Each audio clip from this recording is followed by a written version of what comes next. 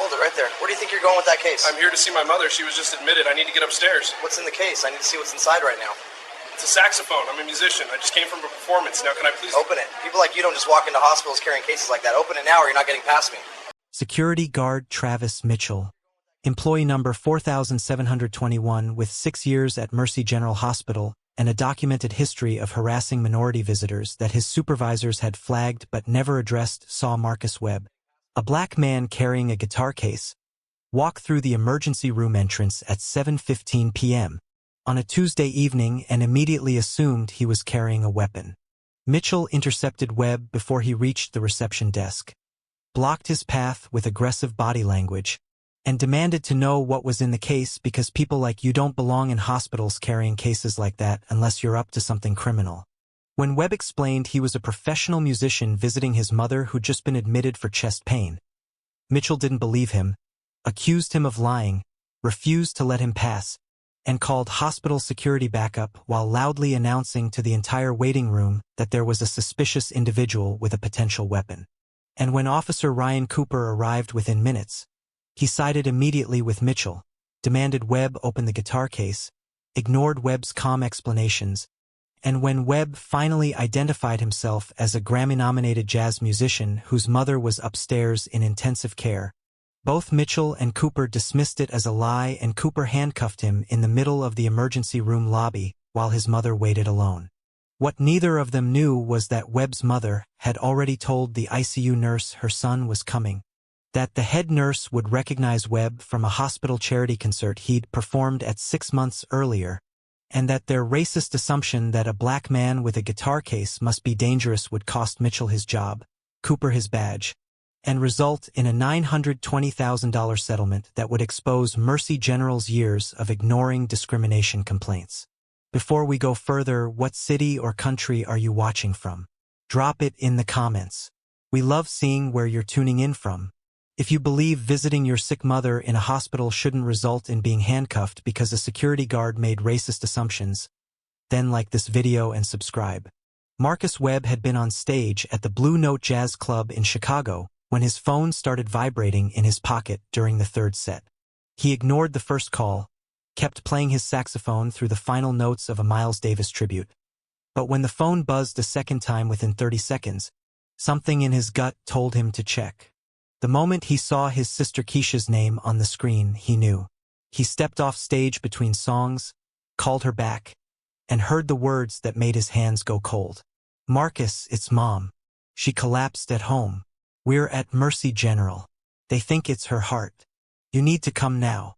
Marcus was in his car within 5 minutes, still wearing his performance clothes, black slacks, burgundy dress shirt, leather shoes.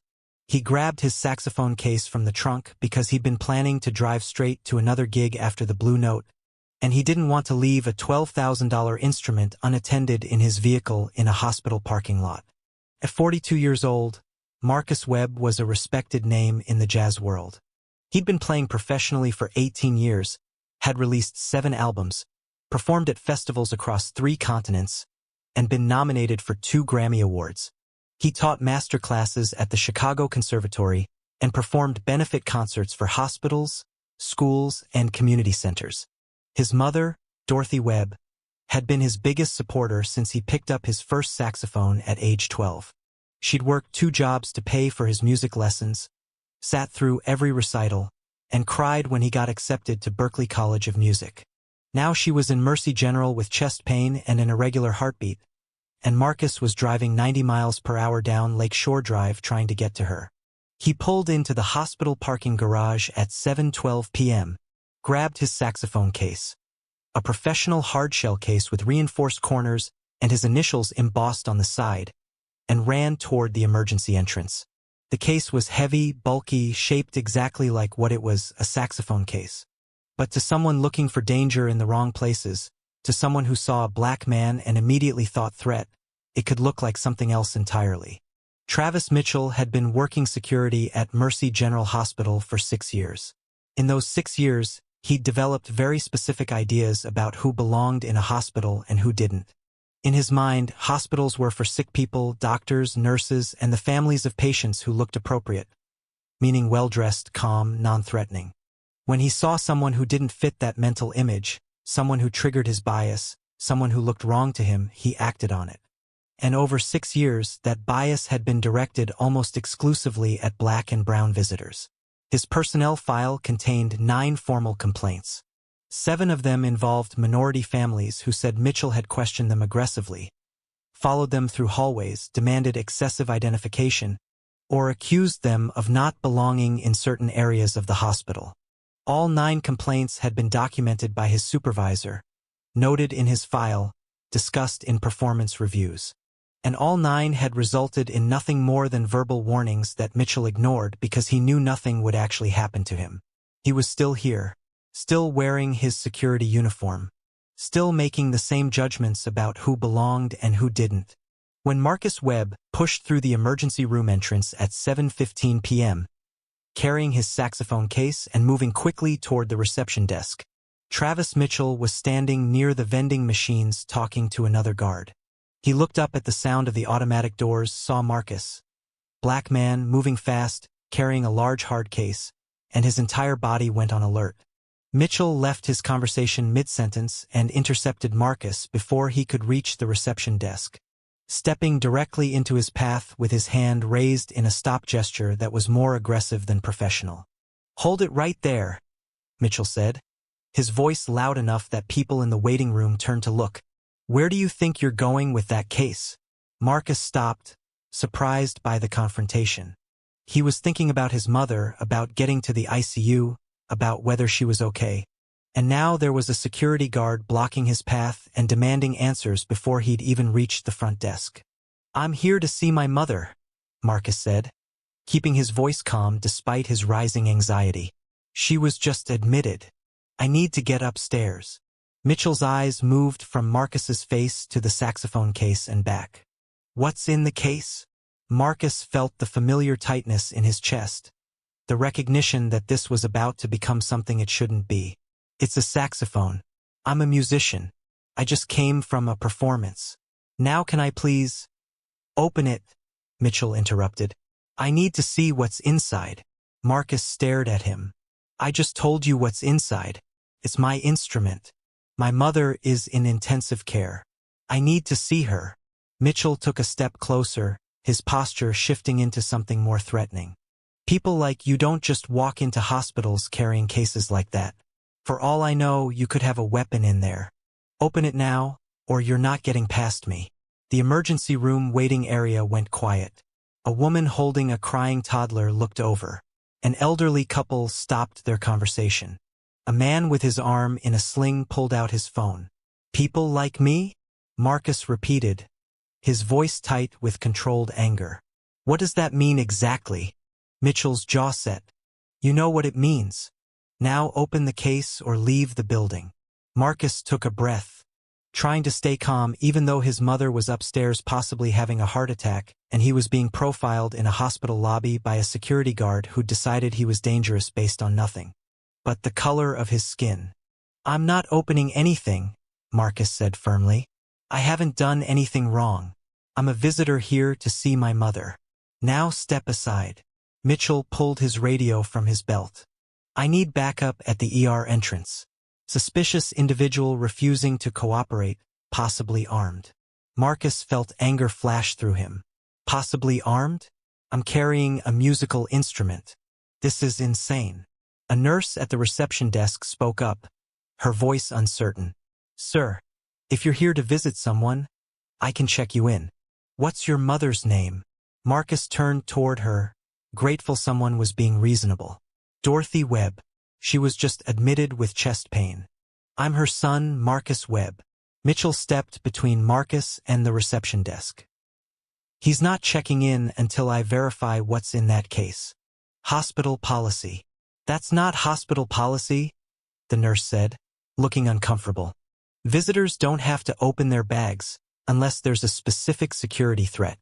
"I'm making the call that this is a specific threat," Mitchell said, and his tone made it clear he wasn't backing down.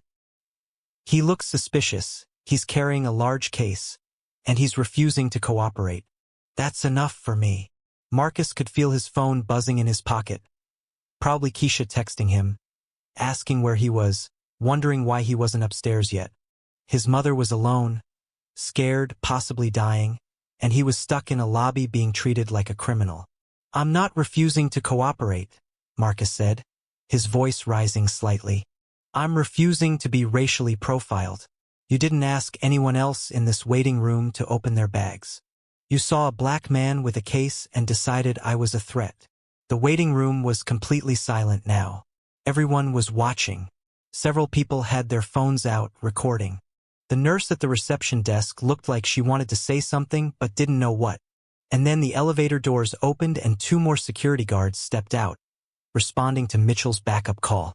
They walked directly toward Marcus, and Mitchell gestured at him like he'd just caught a suspect.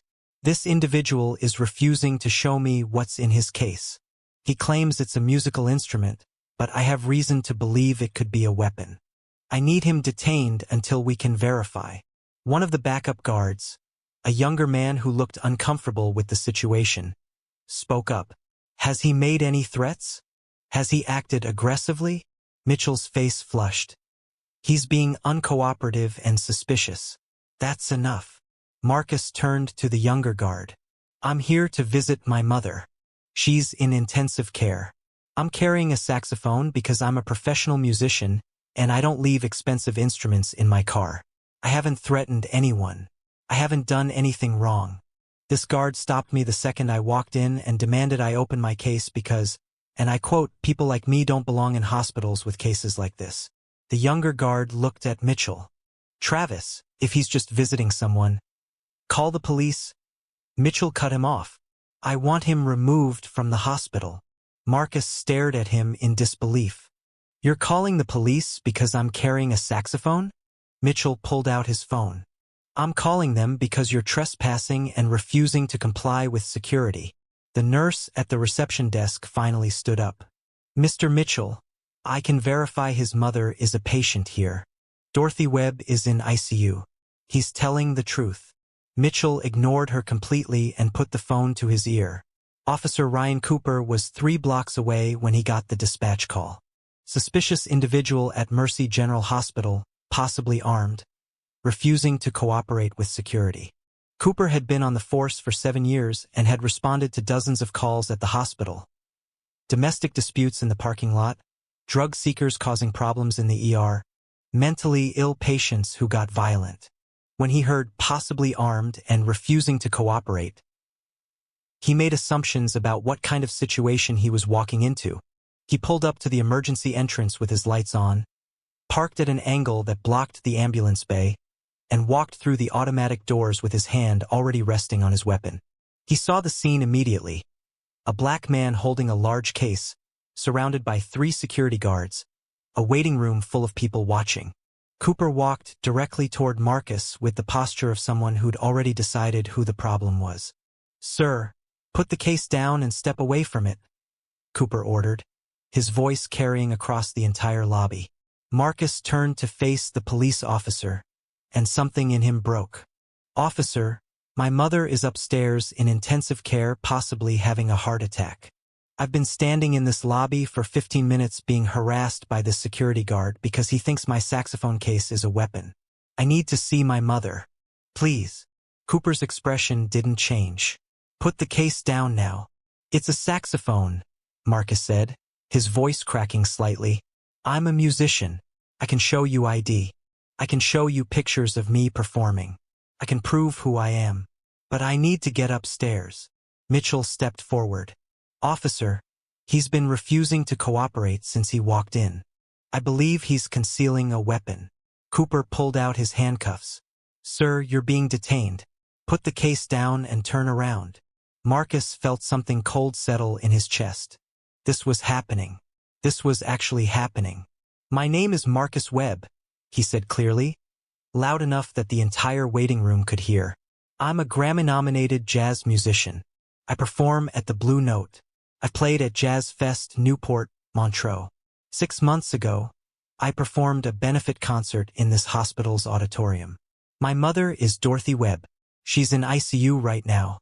I came here to see her, and I'm being treated like a criminal because the security guard made a racist assumption." Mitchell scoffed.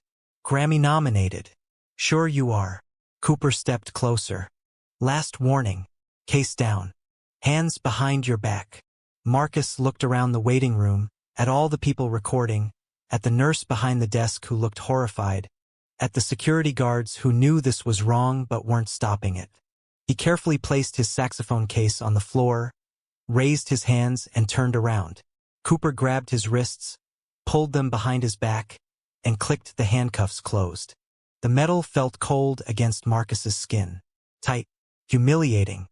He stood there in the middle of the emergency room lobby, hands cuffed behind his back, his saxophone case on the floor like evidence, while his mother waited upstairs not knowing if her son was coming.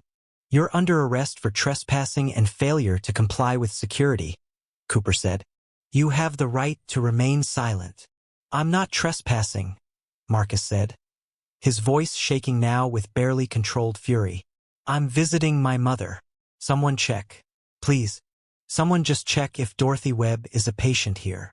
The nurse at the reception desk was already on her computer, typing quickly. "She is. She's in ICU room 412. She was admitted 2 hours ago with cardiac symptoms." Cooper looked at the nurse, then at Mitchell, then back at Marcus. For a moment, Marcus thought maybe this would end here. Maybe they'd realize their mistake, uncuff him, apologize. But Mitchell wasn't done. "That doesn't prove anything." He could have looked up a patient's name. "I still want the case opened. I still think he's lying about who he is." Cooper nodded. "We'll verify everything at the station." That's when the elevator doors opened again, and a woman in scrubs stepped out. She was in her 50s, gray hair pulled back in a bun, the kind of confidence that came from 30 years of nursing. She took 3 steps into the lobby, saw Marcus in handcuffs, and stopped cold. "Marcus Webb." Her voice carried across the lobby. "What on earth is happening?" Marcus turned toward her voice, and relief flooded through him. "Nurse Patterson?" Nurse Linda Patterson walked quickly across the lobby, her face showing confusion and rising anger. She looked at Marcus, at the handcuffs, at the police officer, at the security guards. "Why is this man in handcuffs?" she demanded. "Officer, I need an explanation right now." Cooper straightened slightly. "Ma'am, this individual was acting suspiciously." "This individual," Patterson cut him off, "is Marcus Webb. He's a professional musician. He performed a benefit concert in our auditorium 6 months ago. We raised $40,000 for the pediatric wing. His face is on a plaque in the administrative hallway." "What do you mean he was acting suspiciously?" The lobby went completely silent. Mitchell's face went pale. Cooper's hand moved away from his belt. Patterson turned to Mitchell. "Travis, did you stop this man?" Mitchell's voice came out defensive. "He was carrying a suspicious case. He wouldn't open it. He was being aggressive." "Aggressive?" Patterson's voice could have cut steel. "Marcus Webb is one of the kindest people I've ever met. He spent 4 hours playing for sick children when he didn't have to. He donated his performance fee back to the hospital. And you handcuffed him?" She turned to Cooper. "Officer, you need to remove those handcuffs right now." Cooper hesitated. "Ma'am, I was responding to a security call."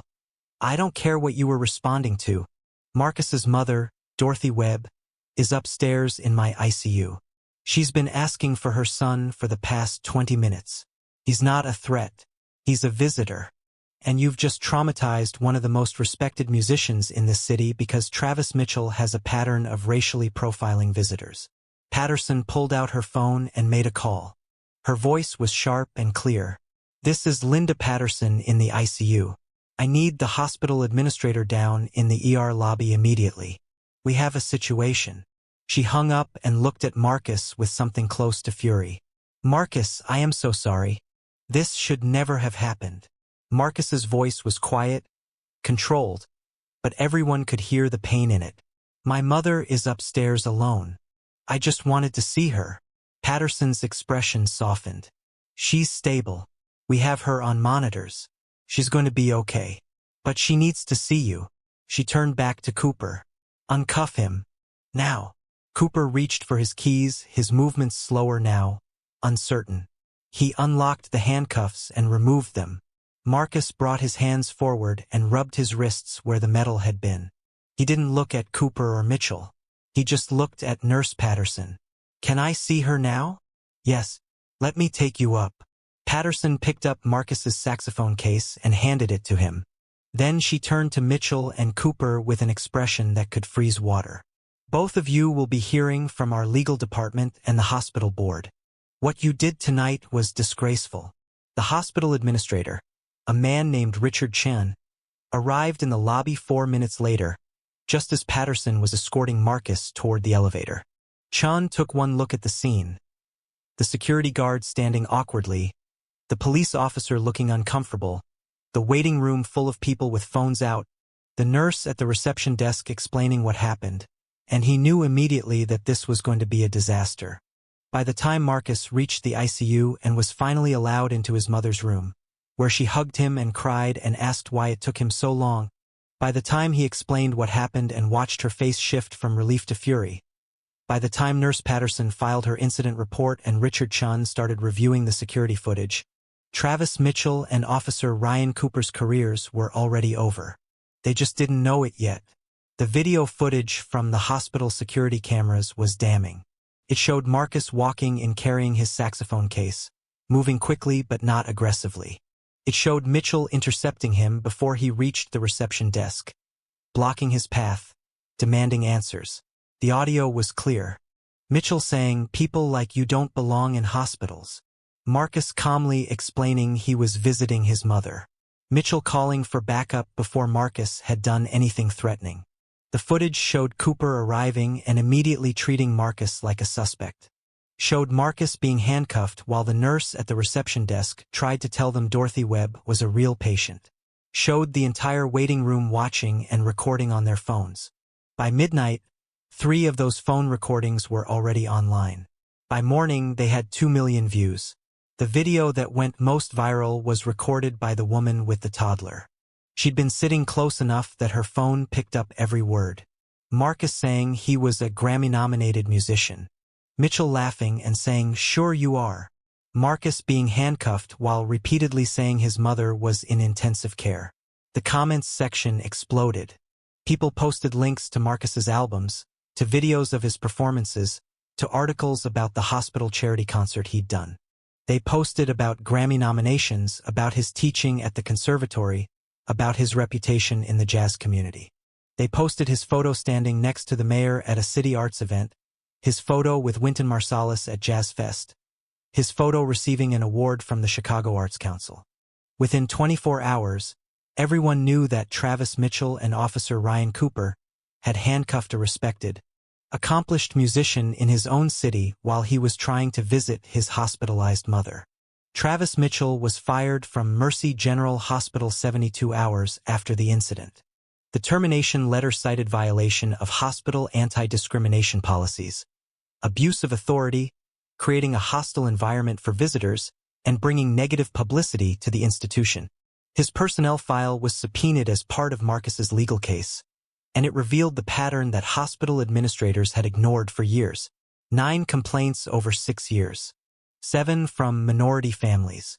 All documented, all dismissed, all showing that Mitchell had been profiling visitors based on race for years and the hospital had done nothing about it. Officer Ryan Cooper was suspended pending investigation the same week. His body cam footage showed him arriving at the scene already assuming Marcus was the threat. Showed him refusing to verify Marcus's story. Showed him handcuffing Marcus even after the nurse confirmed Dorothy Webb was a patient. Cooper's personnel file revealed 8 previous complaints of biased policing. 6 involved minority suspects. All had been investigated internally and cleared. But when the district attorney reviewed the hospital footage and Cooper's history, the pattern became undeniable. Cooper was terminated after 3 weeks. At 34 years old, with a viral video showing him handcuffing an innocent man visiting his sick mother, Ryan Cooper's career in law enforcement was finished. Marcus Webb filed a federal civil rights lawsuit seeking $920,000 in damages. The complaint was devastating in its detail. It described the humiliation of being handcuffed in a hospital lobby, The trauma of being separated from his dying mother because security guards made racist assumptions. The violation of being treated like a criminal while trying to care for family. The lawsuit named Travis Mitchell, Officer Ryan Cooper, Mercy General Hospital, and the Chicago Police Department. It cited violations of the Fourth Amendment, racial profiling, unlawful detention, and emotional distress. And it included something unusual. A statement from Dorothy Webb, written from her hospital bed 3 days after the incident, describing what it felt like to lie in ICU wondering where her son was, only to learn later that he'd been handcuffed 1 floor below while trying to reach her. The hospital's legal team reviewed the security footage, read the 9 complaints in Mitchell's file, calculated the cost of going to trial with videos that had 50 million views, and made the decision to settle. They knew no jury would side with them. The city's legal team reviewed Cooper's history, watched his body cam footage, read the witness statements from everyone in that ER waiting room, and reached the same conclusion. Fighting meant more bad publicity and certain defeat. Both cases settled within 6 months. The total payout, $920,000. Mitchell and Cooper were named personally in the settlements, their names permanently attached to one of the most widely shared examples of racial profiling in healthcare settings. The settlement came with mandatory reforms. Mercy General Hospital implemented comprehensive anti-bias training for all security personnel, created an independent oversight committee to review discrimination complaints, established a zero-tolerance policy for racial profiling, and fired 2 other security guards whose personnel files showed similar patterns of complaints. The Chicago Police Department added de-escalation training focused specifically on situations where initial assumptions might be wrong, created a rapid verification protocol for incidents involving potential racial bias, and established quarterly audits of complaints broken down by race of the involved parties. Marcus Webb used $200,000 of his settlement to establish a foundation supporting artists who faced discrimination, providing legal assistance and advocacy for musicians, performers, and creative professionals targeted because of their race. 5 years later, Marcus is still performing. He released an album called Still Here that won critical acclaim and featured a track called Waiting Room, about the night he was handcuffed in a hospital. His mother recovered fully and attended every performance of his album release tour. Travis Mitchell works security at a shopping mall now, making less than half his hospital salary. The video follows him everywhere. He can't get hired at hospitals or universities or anywhere that does background checks and finds the footage. Officer Ryan Cooper hasn't worked in law enforcement since his termination. He took a job in construction, left the city, and disappeared from public view. The security footage and phone recordings from that night remain some of the most viewed examples of racial profiling in medical settings. Used in hospital training, shown in medical ethics courses, studied in civil rights seminars. And every time someone watches it, they see the same thing. A son trying to reach his sick mother, blocked by guards who looked at him and saw danger instead of desperation. Marcus Webb had worked his entire life to build a career in music, had earned respect, recognition, awards, had performed for presidents and at Carnegie Hall and for sick children in hospital auditoriums. And none of it mattered when Travis Mitchell looked at him and saw a threat. That assumption cost Mitchell his job, cost Cooper his badge, cost the city nearly $1 million. And it cost Marcus something that no settlement could restore, the time he lost with his mother when she needed him most, stolen by prejudice masquerading as security. If you believe professional musicians deserve to visit their sick parents without being handcuffed, share this story. Drop in the comments what policies hospitals should implement to stop racial profiling of visitors. And if this story reminded you that assumptions based on skin color destroy careers and traumatize families, subscribe. Because we're going to keep telling these stories until people stop seeing danger eye.